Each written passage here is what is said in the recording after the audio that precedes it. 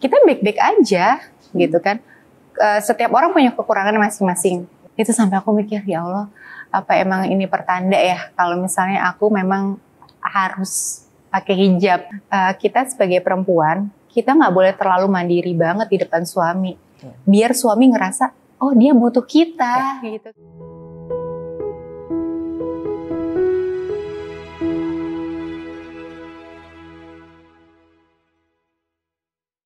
Assalamualaikum warahmatullahi wabarakatuh. Apa kabar sahabat Titik Putih? Senang sekali saya Intan Erlita bisa hadir menyapa kalian semuanya. Dan yang pasti hari ini ada kedatangan tamu istimewa ya di samping saya. Kenapa saya bilang istimewa? Jadi Masya Allah, beliau ini ceritanya sangat luar biasa. Mudah-mudahan bisa menginspirasi saya dan juga para sahabat Titik Putih yang menyaksikan di episode kali ini. Tapi yang pasti kita kenalan dulu, yuk kenalan lagi kalau saya bilang ya sama narasumber berikut ini. Dini Aminarti, Assalamualaikum warahmatullahi wabarakatuh. Alhamdulillah, sehat Kak? Sehat, apa kabar Dek? Alhamdulillah. Jadi kita punya panggilan kakak dan adek. Jadi aku panggil kamu Dek aja ya. Iya.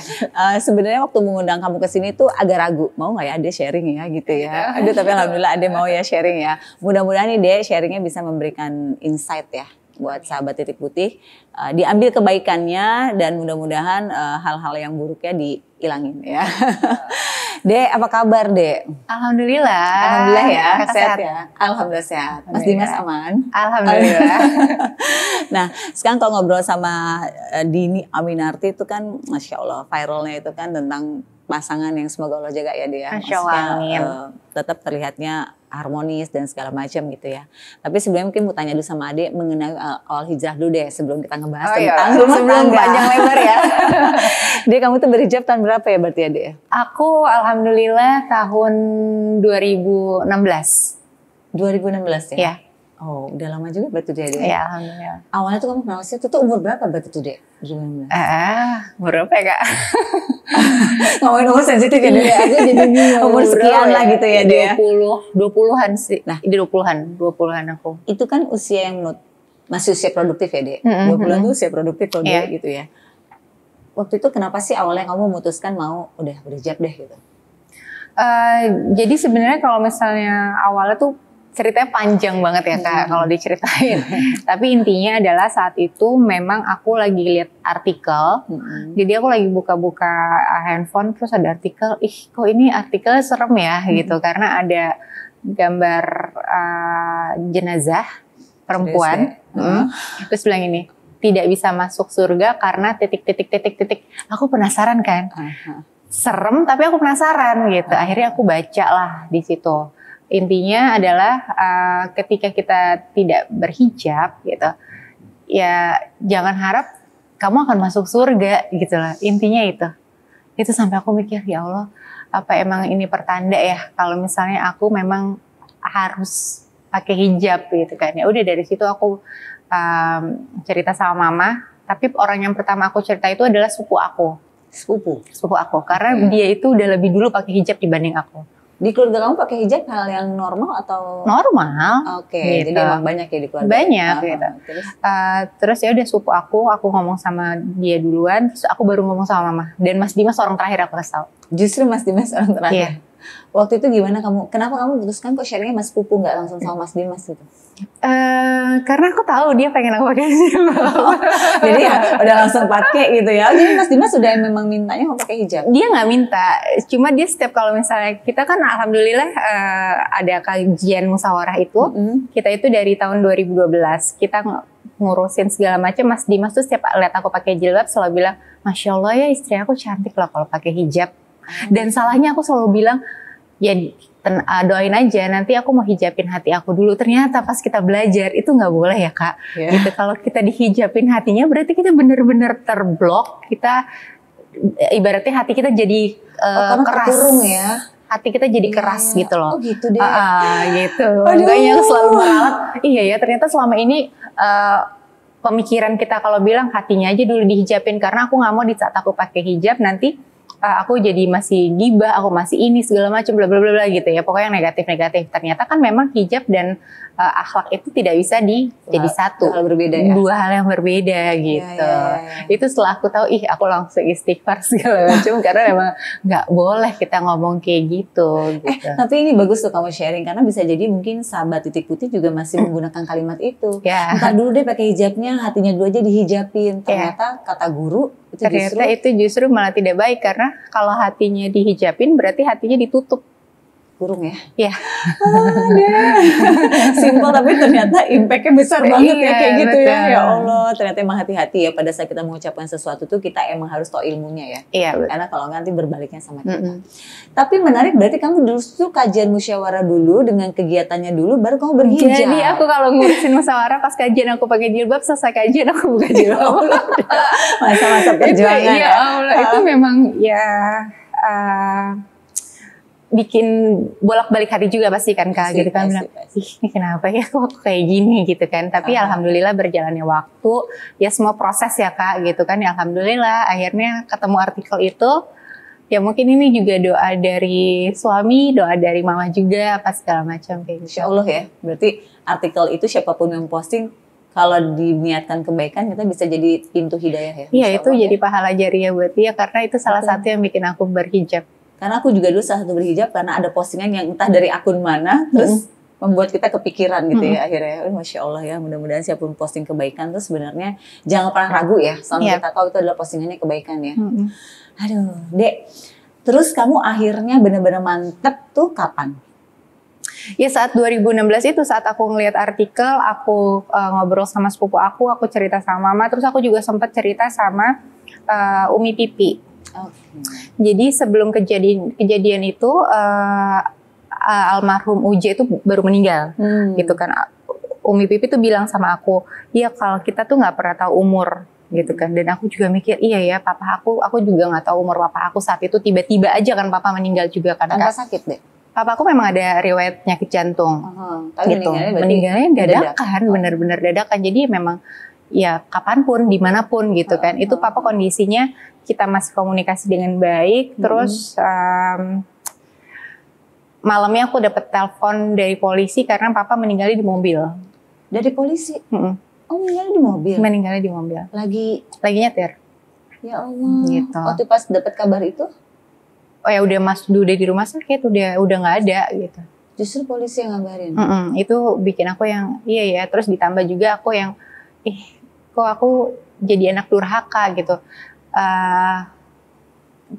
Aku nggak mikirin papa aku saat itu gitu. Kalau kita kan anak perempuan itu kita memang di saat sudah balik harus menutup aurat. Betul. Berarti aku jahat banget sama papa aku gitu. Berarti aku nggak mikirin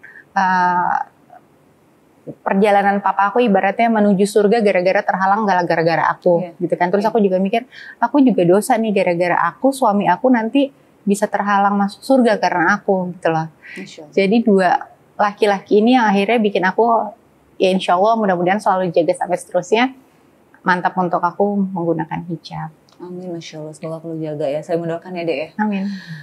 Ada hal berat nggak? Namanya kan Adek kan di dunia entertainment ya. Terus ya pasti pekerjaan saat itu lagi lumayan ya Dek ya. Nah terus ada nggak sih pergolakan kayak, duh kalau aku tutup hijab, tutup rambut dengan hijab gimana ya pekerjaan? Sempet nggak sih Dek pergolakan gitu Dek? Jadi aku gini, aku mau pakai hijab itu memang tepat banget di hari lahir almarhum papa. Pas tuh ya Dek? Pas. Tanpa disengaja? Atau memang kamu niatkan? Jadi pas aku lihat itu memang berapa hari sebelum ulang tahun papa gitu. Aduh ini kalau ngomongin papa nih agak-agak berat ya. Jadi memang aku niatkan memang sebelum ulang tahun papa, aku niatin untuk mau pakai hijab. Ya udah aku niatin, terus aku ada tawaran sinetron.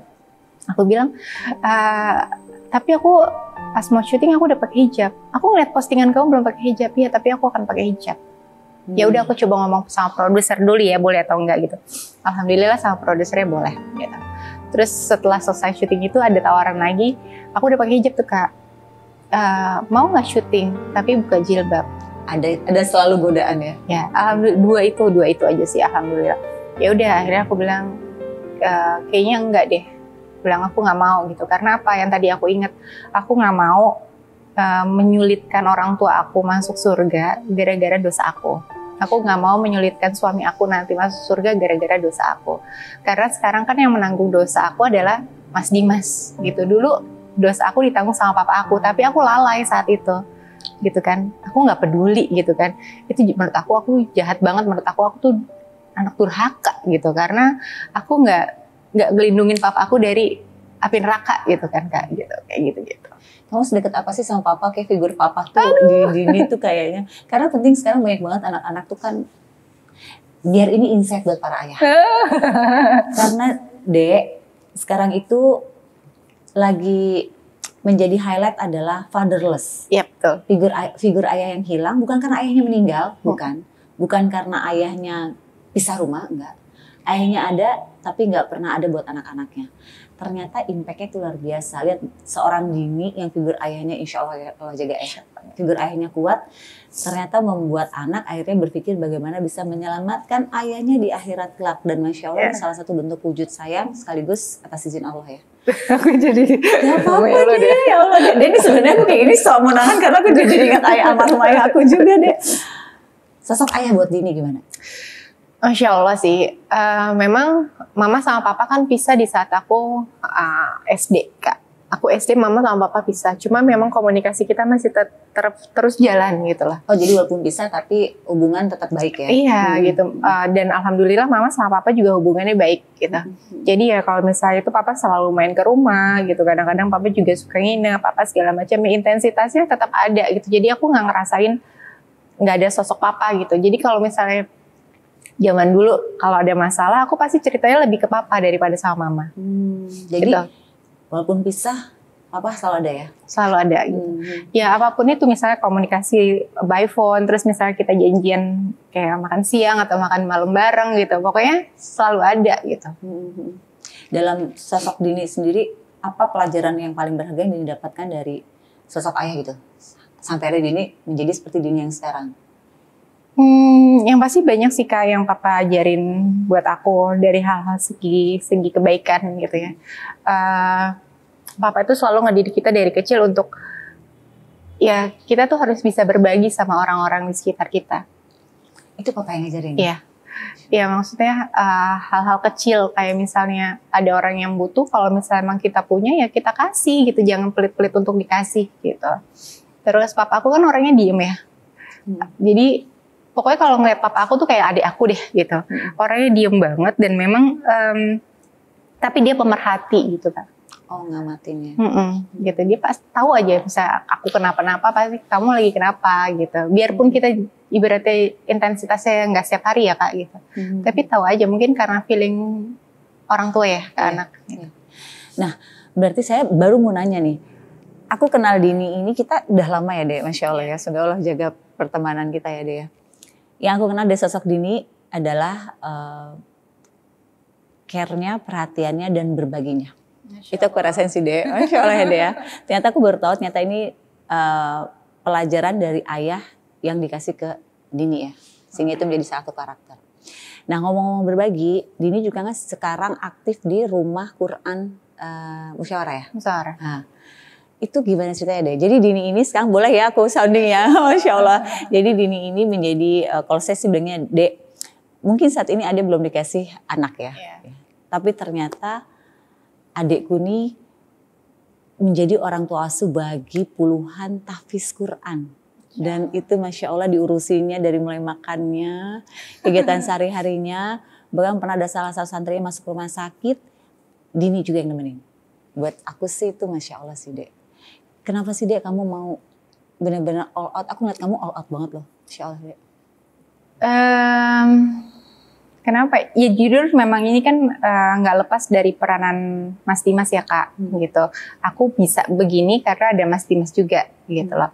Dia yang memang bisa dibilang dia yang mengajarkan aku juga, gitu, untuk ngejalanin semua ini gitu. Mungkin kalau nggak ada Mas Dimas atau mungkin aku nggak sama Mas Dimas, aku nggak tahu aku ada di posisi yang mana gitu kan. Ya tapi Allah memang takdirkan ini karena aku percaya insya Allah ini yang terbaik menurut Allah. Gitu. Ya udah, jadi memang awal rumah Quran itu ada. Jadi sebenarnya kegelisahan kita teman-teman di musyawarah karena pandemi, kita kan nggak ada kajian. Iya betul ya, itu sempat kita pasif ya, sempat. Iya nggak ada kajian, nggak ada kegiatan apapun gitu kan. Online pun kok ngerasa kayaknya nggak efektif gitu ya. Kalau online tuh kan nggak enak gitu ya. Nggak beda sama offline ya. Iya akhirnya ya udah kita bikin rumah Quran ini bukan cuma buat anak-anak mereka untuk belajar tahfiz, tapi buat kita juga sebenarnya. Karena kalau misalnya guru bilang jangan sampai kalian membakari diri kalian karena kalian sibuk ngurusin orang-orang, tapi kalian sendiri nggak diisi ilmunya. Dalam ya deh nasihat guru.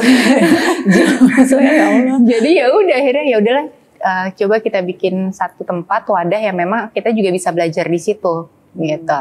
Jadi ternyata ada beberapa juga yang memang dia nggak bisa baca Al-Quran. Itu hal yang memang menurut aku umum ya Kak. Ternyata banyak di luar sana memang teman kita pun juga belum bisa gitu. Ya? Iya. Akhirnya ya udah kita bikin itu segala macam. Ya alhamdulillah insya Allah Juli ini nanti kita masuk angkatan keempat. Masya Allah. Gitu. Coba tuh. Aku pernah datang di wisudanya para santri dan itu sih benar-benar sih menurut aku sih sebenarnya Dini, Mas Dimas dan tim ya gitu ya. Memuliakan merekanya tuh luar biasa ya, Masya Allah. Dan akhirnya banyak juga guru-guru yang memberikan ilmu buat mereka dan akhirnya Dini sama Mas Dimas dan juga tim-tim semua terisi ya akhirnya. Jadi nggak bakar ya Dek. Insya Allah. Insya Allah ya Dek. Dek, ada nggak sih kesulitan? Maksudnya gini, Dini yang dulu sama Dini sekarang bedanya apa? Kalau aku ngeliat, aku yang ngomong subjektif nggak sih? Yang kamu rasa aja dulu tuh orangnya cuek Kak gitu, sekarang aku ini atau gimana? Apa ya? Mungkin aku dulu orangnya kan karena aku anaknya mandiri ya Kak. Jadi aku tuh lebih kayak keras kepala gitu nggak sih? Ya. Karena mandiri, aku ngerasa aku bisa semua sendiri gitu tanpa kamu aku bisa gitu kan ibaratnya. Pada waktu itu ya. Iya pada saat itu gitu. Tapi berjalannya waktu ternyata ya kita sebagai perempuan harus benar-benar merundukkan itu semua, ngilangin semua sebagai alpha woman nih. Sebagai alpha woman. Itu susah banget. Itu ngilangin ego itu luar biasa loh. Pasti. Sampai kadang-kadang aduh, aku bisa sih sebenarnya sendiri. Kayak pengen semuanya kerja sendiri ya, dia satu-satu gitu ya. Iya, sedangkan aku orangnya kan gemes ya kalau misalnya ngeliat sesuatu yang lama gitu kan. Tapi nggak bisa, apalagi urusannya kalau misalnya kita di organisasi. Itu udah nggak bisa kan kita sendiri ya Kak, mau semuanya dikerjain gitu kan. Ya itu sih lebih ke ya udah berusaha untuk. Dini yang sekarang lebih berusaha untuk menurunkan itu ya, menurunkan ego-egoan personalnya ya. Iya, dalam segala hal ya. Maksudnya kayak kamu nggak bisa nganterin aku, oke aku bisa sendiri gitu. Tapi sekarang pada waktu itu gitu ya. Iya. Tapi sekarang aku ngerasa kayaknya enggak deh. Karena biar bagaimanapun kemarin aku dapat nasihat juga dari Ustadz Benri. Beliau bilang gini, kita sebagai perempuan kita nggak boleh terlalu mandiri banget di depan suami. Biar suami ngerasa oh dia butuh kita gitu kan. Kalau misalnya kita bisa ngelakuin semua sendiri, ya mau ngapain gitu kan. Jadi memang kita harus benar-benar merundukkan diri, merendahkan diri di depan suami kalau kita butuh suami gitu. Dan suami justru lebih senang kalau kita kayak gitu. Betul. Tapi yang kamu ngomongin benar ya Dek, karena pelajaran buat kita semuanya ya, itu termasuk buat diri aku sendiri. Banyak yang angka percayaan tertinggi sekarang itu kan sekarang yang tinggi ya. Iya. Itu karena banyaknya wanita merasa mampu mandiri. Sehingga dia merasa bahwa laki-laki itu dia nggak membutuhkan dan si laki-lakinya akhirnya kehilangan sisi leadership. Ya. Karena sebenarnya laki-laki itu imam ya, ya. Butuh kan. Makanya Kak Intan kalau setiap hari diantarin juga listrik-listriknya. Kita harus tahu kan deh, kapan naik, kapan turun ya deh. Jadi kadang-kadang kita memang butuh kelihatan tidak berdaya, tanda kutip ya, untuk kita tahu bahwa kita tuh masih butuh suami kita gitu. Itu yang harus menjadi pelajaran buat kita semua. Mudah-mudahan kalau ada kesadaran itu kan alpha woman-nya ya cukup di luar aja ya. Di rumah kita harus balik lagi sebagai seorang istri. Fitrahnya ya. Itu Masya Allah sih, itu harus menjadi pelajaran buat kita semua. Dek, kamu ngurusin anak-anak, mereka anak yatim ya, yang tahfiz di kamu itu? Yatim duafa. Yatim dan duafa. Ada nggak sih Dek yang namanya, ya pasti ada titik naik turunnya gitu ya. Ada nggak sih masa-masa kamu lagi ngerasa titik terendah, tapi kamu paham bahwa kamu nggak boleh berhenti dengan apa yang udah kamu mulai gitu kan? Iya, benar. Iya kan, kamu nggak boleh berhenti dengan apa yang karena itu Masya Allah pahalanya. Tapi mengejar pahala, mengejar surga kan bukan receh ya Dek. Iya. Pasti yang namanya cobaan, ujian tuh datang. Ada nggak sih titik terendahnya itu? Iya pasti ada ya Kak, untuk ngurusin anak-anak yang ibaratnya mereka lagi masa-masanya pencarian jati diri 18 sampai 22 tahun itu bukan hal yang gampang banget gitu kan. Apalagi nih mereka laki-laki semua kan gitu. Itu bukan hal yang mudah banget buat aku khususnya, karena kan kalau mungkin kalau kayak Mas Dimas lebih enak karena mereka sesama laki-laki. Karena aku kan perempuan gitu kan. Itu memang tantangannya pasti luar biasa gitu. Gimana bisa menerima karakter mereka yang udah terbentuk dari zaman dulu sampai sekarang, itu nggak mudah. Itu sama sekali nggak mudah. Itu awal-awal kaget-kagetnya luar biasa. Gitu kan. Sampai ya Allah kok gini, ya Allah sampai gitu-gitu kan. Cuma ya itu, tapi karena memang kita kan ada teman-teman lain juga yang ikut di dalam sini. Jadi kita berusaha saling menguatkan satu sama lain, di samping kita selalu minta nasihat sama guru-guru yang ada di musyawarah juga. Masya Allah, di musyawarah itu bukan hanya mereka yang mempunyai satu kesamaan visi ya, ingin berubah lebih baik, ingin bagaimana hidup bermakna di dunia akhirat, tapi juga ada guru-guru yang ibaratnya itu menjadi pegangan ya, biar on the track terus ya Dek ya. Aduh Masya Allah ya Dek. Ini kalau ngomong sama adik ini gak satu episode kurang deh. Nah sekarang kita lanjut ya setelah ini Dek. Tapi ada satu yang harus kita bahas nih. Apa tuh? Viralnya adik sama Mas Dimas itu loh. Aduh Masya Allah. Tapi Dek, maksud aku itu penting buat jadi pelajaran kita semua. Kita tahu lah pasti setiap rumah tangga ada hal yang gak selalu baik ya. Ada hal-hal yang mungkin ada adjustment juga gitu. Tapi kita mau bahasnya adalah gimana sih Dek, aku yakin banget kamu bukannya hal yang sengaja gitu mau nunjukin keromantisan, itu bukan kamu banget sih deh gitu ya.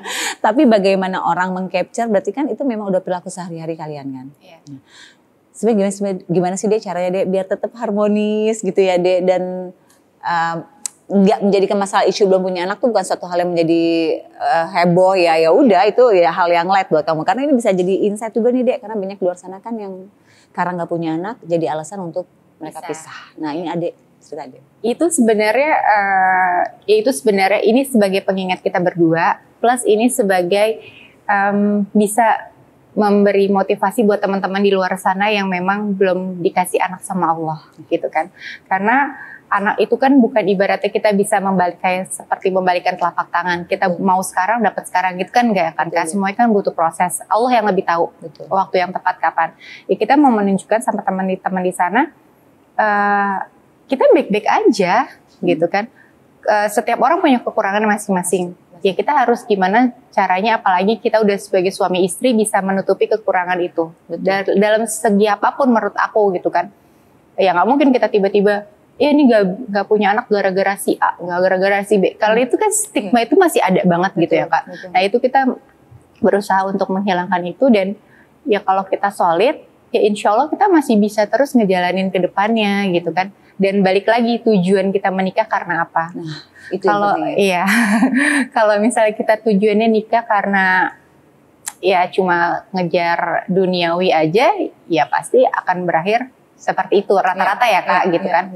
Tapi kalau misalnya insya Allah kita semoga dijaga terus sama Allah. Kalau misalnya kita tujuannya karena memang kita mau sama-sama sesurganya Allah, ya kita bisa on the track gitu. Insya Allah. Jadi jangan jadikan itu isu ya Dea. Itu karena bukan suatu masalah menurut aku. Betul, karena begitu jadi isu itu kan jadi masalah yang tidak berkesudahan, karena kita juga nggak tahu ya kapan Allah memberikan itu ya Dea. Iya kalau misalnya kita ngomongin ini agak sedikit ini ya. Ibunda kita Aisyah sama Rasulullah aja kan tidak dikasih keturunan gitu, tapi Masya Allah anak ideologisnya banyak banget gitu. Makanya kita berusaha untuk fokus ke rumah Quran itu, kita dengan harapan Insya Allah kita ada anak ideologis yang memang Insya Allah mudah-mudahan mereka bisa ingat kita nanti, karena kan salah satunya doa dari anak-anak soleh ya. Doa anak soleh ya, bukan ada doa anak kandung ya. Iya. Jadi artinya kans untuk didoakan oleh anak-anak soleh itu cukup besar buat kita semuanya. Tapi pertanyaannya, kita mendidik nggak, ambil bagian nggak untuk orang-orang menjadi soleh ya? Ya Allah deh. Kadang-kadang kan khawatirnya gini juga Kak, anak kandung malah bukan jadi anak soleh. Iya. Malah dia bukannya akhirnya mendoakan kita, malah akhirnya dia jadi memaksa kita untuk masuk neraka. Karena kalau Kak Dimas bilang gini, anak itu bisa bawa kebaikan, anak itu bisa bawa keburukan. Betul. Mungkin saat itu Allah belum ngasih, karena Allah tahu nih nanti anak ini gak baik buat kamu, anak ini gak baik buat kita. Kita gak pernah tahu gitu kan, karena ya kita terus berikhtiar pastinya gitu kan. Ya tapi ya semuanya kita balikin lagi sama Allah. Jadi ikhtiar berjalan tapi ada sisi ikhlas dikasih atau enggak itu kebaikan dari Allah gitu ya. Aduh Masya Allah ya deh. Usianya lebih muda tapi pikirannya lebih matang daripada aku nih. Gitu. Karena suaminya lebih tua. Iya ya itu. Aduh Masya Allah ya. Jadi sebenarnya janganlah itu jadikan isu ya. Mungkin buat sekarang nih para sahabat titik putih yang belum mendapatkan amanah dari Allah itu kan amanah ya gitu. Jadi artinya jangan jadikan itu sebuah isu tapi justru lihat sudut pandang yang berbeda ya Dea. Apa message dari Allah, apa pesan dari Allah sehingga apa yang bisa saya lakukan untuk saya bisa menghasilkan anak-anak soleh. Seperti yang tadi Adek bilang kan Dek, anak solehnya insya Allah dari anak-anak tahfiz yang sekarang menjadi anak asuh kali ya Dea. Anak asuh kamu ya Dea. Setiap tahun berapa Dek? Kita setiap tahun 20. Setiap tahun 20, saya udah tahun keempat. 80 dia anak kamu Dek, lebih banyak daripada anak saya Dek. Oke Dek, satu yang aku mau tanya sama Adek. Sosok Mas Dimas buat Adek gimana sih Dek? Tadi soalnya kan Mas kamu, dan aku juga ngeliat kayak gini, iya ya, Masya Allah ya. Adek, Allah tuh sayang sama kalian berdua, Masya Allah. Masya Allah. Sosok Mas Dimas di mata Adek tuh kayak apa? Semoga selalu Allah jaga. Ya dia sosok yang Masya Allah buat aku. Dalam segala hal. Gitu. Ya biarpun setiap manusia punya kekurangan ya Kak, gitu. Tapi kita nggak boleh ngeliat kekurangan itu, kita harus lebih lihat kelebihannya itu. Tutupinlah kekurangan dari kelebihannya dia, gitu. Kadang-kadang kan kalau kita perempuan kan, ih dia tuh ya gini, tapi dia lupa sama kebaikan yang 99 kebaikan itu, gitu kan. Jadi ya itu dilihat aja. Ya wajar lah cowok ibaratnya naruh handuk berantakan seenaknya gitu ya. Gak usah jadi trending topik ya. Narik baju sembarangan gitu. Ya udah tapi ingat kebaikan-kebaikannya aja gitu. Tapi menurut aku memang insya Allah aku percaya Allah kasih Mas Dimas karena ini yang terbaik menurut Allah buat aku. Dek, nah ini waktunya nih. Kamu dong ada gak sih yang mau kamu sampaikan buat Mas Dimas? Nanti aku suruh Mas Dimas lihat ya. Ada yang sampaikan nggak buat Mas Dimas? Ya sebagai bentuk kamu seorang istri, mungkin juga kamu merasa dibimbing juga sama Mas Dimas. Dan Masya Allah menurut aku Mas Dimas atas hidayah dari Allah sih. Membuat kamu sekarang ngempol pikir kamu tuh, Masya Allah. Dek, bersyukur deh. Masya Allah. Yang pasti terima kasih. Aku gak biasa deh ngomong kayak ya, gini nih. Biar Mas Dimas lihat. Ini kedua kali aku ngomong kayak gini. Sebelumnya ada sama bareng sama satu marmita ya. Itu menguras hati. Ini jangan aku gak boleh nangis. Ngomong gitu malah nangis. Ya. Makasih, jadi ngelihat Masnya jadi kayak Mas gitu ya. Ya, makasih udah ada buat aku, Insya Allah. Makasih udah ngebimbing aku, udah sampai posisi sekarang pastinya. Udah sabar, karena itu yang paling penting ya Kak. Udah sabar. Maaf kalau misalnya masih banyak kekurangan. Jadi sebagai seorang istri, ya mudah-mudahan niat dan tujuan kita untuk sama-sama ke surga, insya Allah dikabul sama Allah. Itu aja. Amin Allahumma amin ya Allah deh. Pesannya simpel tapi makanya dalamnya deh. Okay, ya. Satu deh terakhir sebelum kita closing, ada nggak yang mau kamu sampaikan untuk teman-teman yang sekarang lagi berjuang menuju jalan kebaikan dan itu nggak mudah? Tapi apa yang bisa disampaikan dari pengalaman Dini yang membuat harus bertahan di jalan itu? Ngejalanin kebaikan itu pasti ujiannya banyak banget. Itu bukan hal yang mudah. Tapi yang benar-benar harus kita pegang ada 3 hal. Nasihat dari para guru semuanya ya Kak. Yang pertama kita harus dekat dengan ilmu. Kita harus dekat dengan guru. Dan yang terakhir kita harus punya sahabat. Masya Allah. Aduh. Sahabat yang saling mengingatkan dalam kebaikan. Amin. Semoga Allah jaga ya. Benar-benar ini episode yang sebenarnya kalau aku bisa nangis ya aku nangis juga. Tapi kalau kita berdua nangis-nangisan kan gak lucu deh. Ini gimana sih lo sama narasumber nangis-nangisannya. Masya Allah deh. Mungkin waktu kita sebentar ngobrol di sini ya gitu. Tapi banyak syarat makna gitu ya. Mudah-mudahan atas izin Allah juga pesan-pesan dari Dini ini bisa sampai ke para sahabat nih. Salah satu yang pertama yang aku ambil message dari Dini adalah peran ayah harus hadir. Ya, karena aku lihat banget dari seorang Dini ini sosok ayahnya begitu mempengaruhi karakter Dini sekarang. Walaupun secara jiwa, raga sudah terpisah. Aduh. Tapi ternyata pola asuh, pola didik, dan figur yang tepat itu ternyata insya Allah bisa menjaga sang anak di dewasa nanti untuk selalu berada dalam kebaikan dan kebenaran. Dan tentunya ini bisa menjadi pahala kebaikan buat ayah kita, ya kan, dan juga buat diri kita sebagai anak. Jadi buat para ayah di sana yang menyaksikan ini ya, tolong figur sebagai ayah harus ada.